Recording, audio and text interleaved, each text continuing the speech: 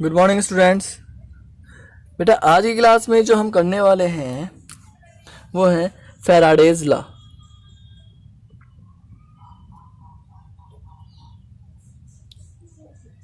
Faraday's law तो बेटा Faraday ने जो लॉ दिया था वो किसी भी सेल में जो इलेक्ट्रोलाइसिस के ड्यूरेशन में जो हम जो सेल है जो आपकी इलेक्ट्रोलाइटिक सेल जो है उस पर जो किसी भी सब्सटेंस का अमाउंट जो लिबरेट होता है और जो करंट होता है उनके बीच का रिलेशन बताने के लिए फैराडे लॉ दिया गया है। फैराडे लॉ किसे it show the relationship between amount of any substance liberate or deposit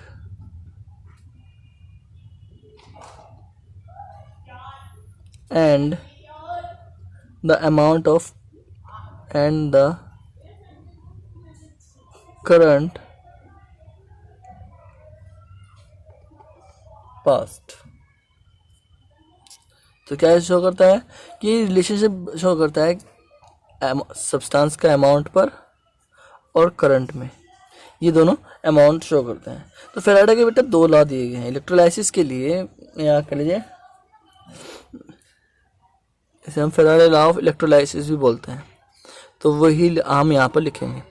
तो फैराडे ने दो लॉ दिए हैं, तो हम पहले बात करते हैं फर्स्ट लॉ की। First law of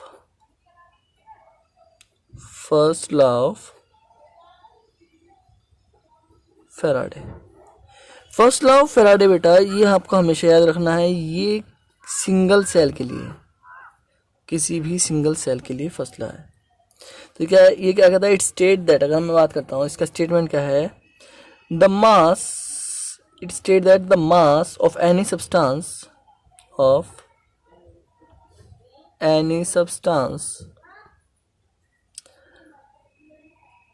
deposit at any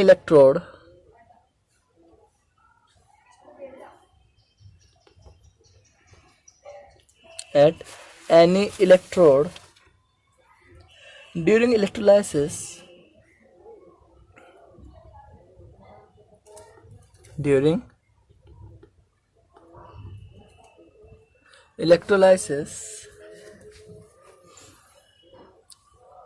is directly proportional to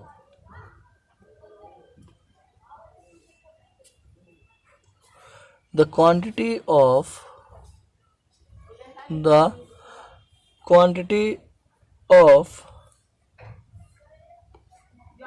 electricity passed in the solution।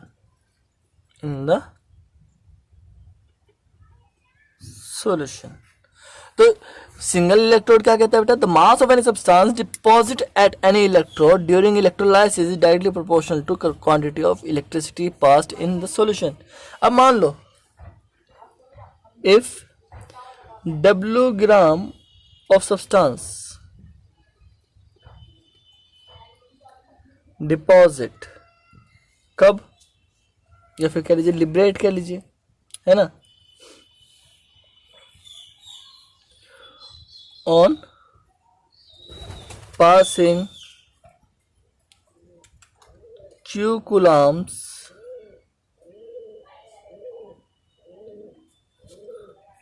of electricity,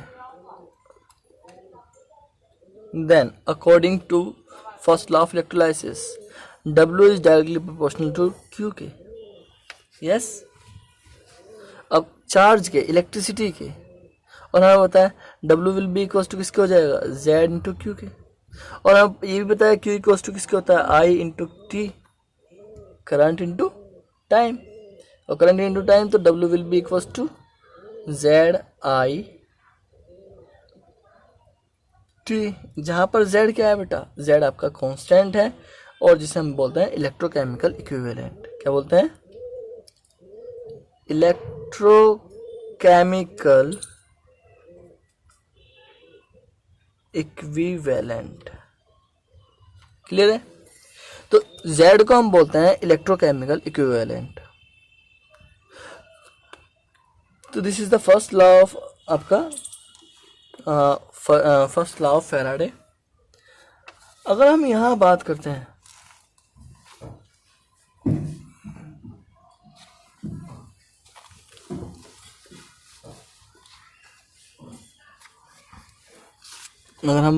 if I equals to 1 and T equals to 1, then आपका W will be equals to Z। तो आप यहाँ से इसे define कर सकते हो कि भाई किसी भी सेल के लिए इलेक्ट्रोकेमिकल इक्विवेलेंट वो मास है जब उसमें 1 एम्पियर की धारा 1 सेकंड तक बहे। क्लियर है? 1 एम्पियर करंट 1 सेकंड तक जब उसमें पास हो तो उसे हम उसका इलेक्ट्रोकेमिकल इक्विवेलेंट कहेंगे, उसमें जो मास डिपॉजिट होगा। क्लियर है बेटा? जब हम बात करते हैं second law of Faraday, second law of Faraday के सेकंड लॉ को हम बात करते हैं। बेटा आपको पहली चीज, दूसरी चीज, सेकंड लॉ ऑफ फैराडे पढ़ने से पहले आपको ये चीज याद रखनी है कि सेकंड लॉ जो है ना, एक से ज्यादा सेल है, for more than 1 cells which are joint in series, जो सीरीज में एक दूसरे से जुड़ी हो। सेकंड लॉ ऑफ फैराडे किसी ने एक से ज्यादा सेल्स के लिए हैं जो एक दूसरे से कहाँ जुड़ी हो, सीरीज में जुड़ी हुई हो। क्लियर है बेटा? सीरीज में जुड़ी हो। तो ये क्या कहता है, इसका स्टेटमेंट क्या है,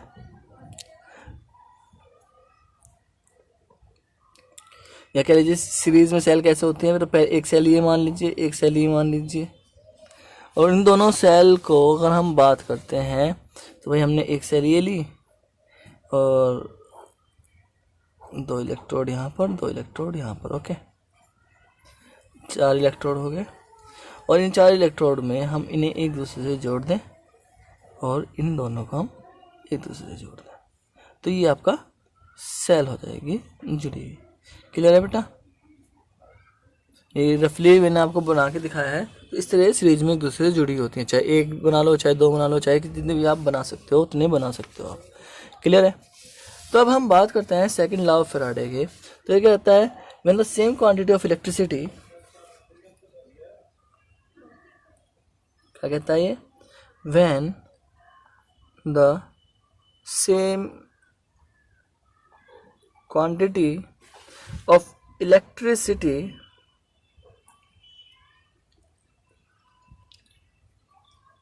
is passed through the solution of different electrolytes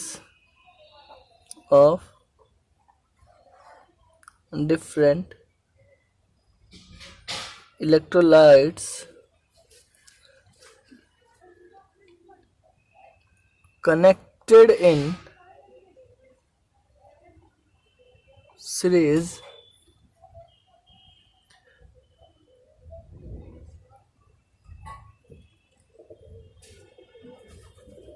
the mass of substance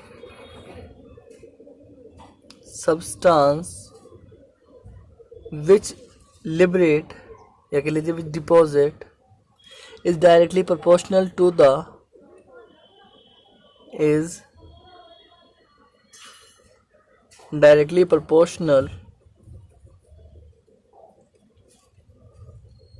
their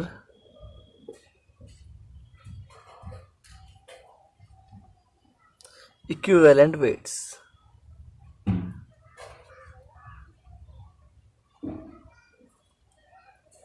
इसने कहा कि अगर 200 के एक क्वांटिटी हम एक सीरीज में जुड़ी हुई जो अलग अलग इलेक्ट्रोलाइट्स हैं और उनमें एक सेम क्वांटिटी में इलेक्ट्रिसिटी पास कराएं, तो क्या होगा कि उन पे जो मास, इलेक्ट्रोड पे जो मास होगा, जो लिबरेट होगा, वो उनके इक्विवेलेंट मास के डायरेक्टली प्रोपोर्शनल होता है। जितना ज़्यादा इक्विवेलेंट मास उतना ही ज़्यादा मास और डिपॉजिट होगा। मान लो ये सेल ए है और ये सेल बी है, ठीक है। तो अगर हम बात जो सीरीज में जुड़े हुए हैं और मैं उनमें सेम क्वांटिटी की इलेक्ट्रिसिटी पास कराई, तो हम कहेंगे mass of A deposit upon mass of B deposit, समझ में, equals to equivalent weight of A upon equivalent weight of B. या ऐसा आप ऐसे भी कह सकते हो W1 upon W2 equals to E1 upon E2। Clear है। अगर हम बात करते हैं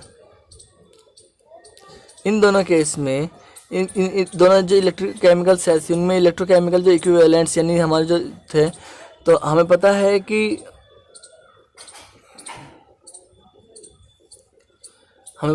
W1 किसके इक्वल हो सकता है, Z1 IT के, और W2 किसके इक्वल हो सकता है, Z2 IT, क्योंकि चार्ज तो हम दोनों में सेम कर रहे हैं।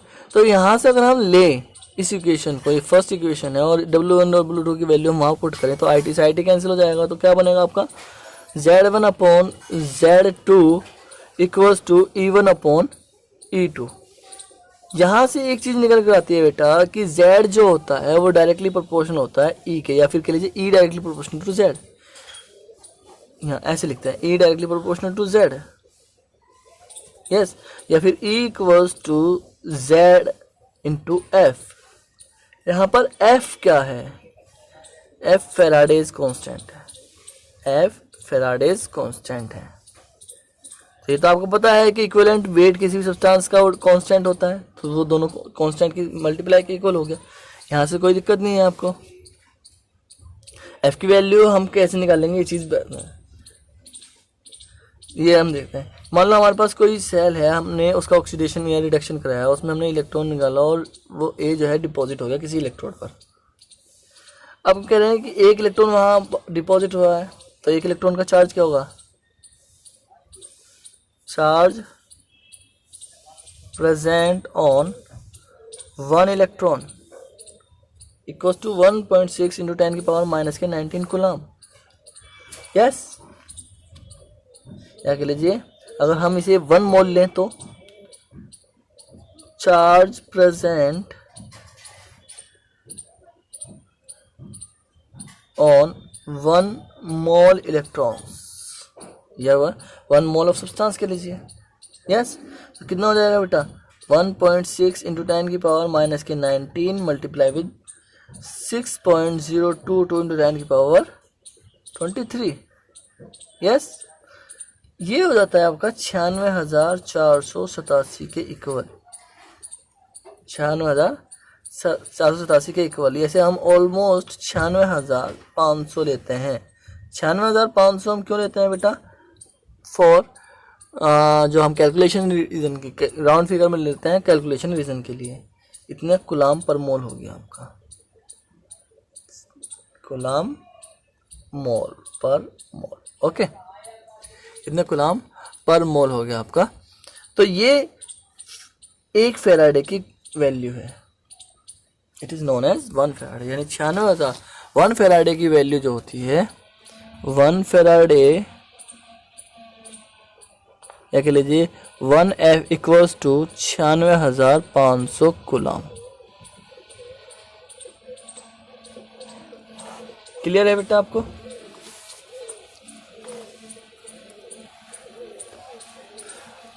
इसमें आप एक चीज और ऐड कर सकते हो, if N electrons are involved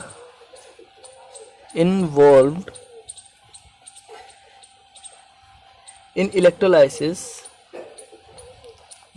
में से अगर एक से ज़्यादा इलेक्ट्रॉन इन्वॉल्व हैं, तो जो इलेक्ट्रिसिटी होगी, या कह लीजिए इलेक्ट्रिसिटी जो होगी it will be equals to n into F.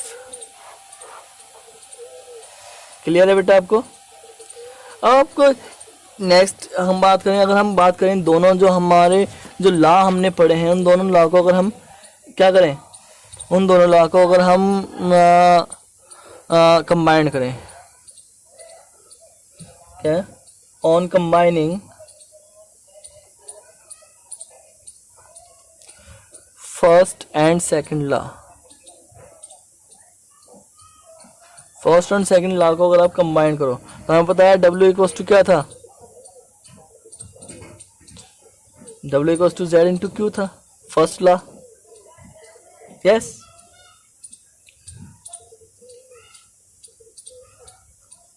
और Z की वैल्यू हमें पता है, Z की वैल्यू हमने अभी निकाली थी, Z equals to E upon F हो सकता है। W इक्वल्स टू क्या होगा, E upon F into Q. Yes, और E की वैल्यू हमें पता है क्या होती है, E की वैल्यू अगर हम देखें तो E की वैल्यू क्या होगी बेटा, W equals to equivalent mass कितना, मोलर मास इंटू N होता है, M अपॉन N हो गया into F into Q. Q की वैल्यू हमें पता है क्या होती है, IT होती है, तो M into I into T upon N into F। On combining second law the value of, आप कह लीजिए इन दोनों लॉ को कंबाइन करने पर जो इक्वेशन हमारी आती है वो ये आती है। तो ये जो इक्वेशन है, इस इक्वेशन से आप कोई भी वैल्यू या कोई भी न्यूमेरिकल जो फैराडे लॉ पर बेस्ड होंगे वो निकाल सकते हो बेटा। क्लियर है?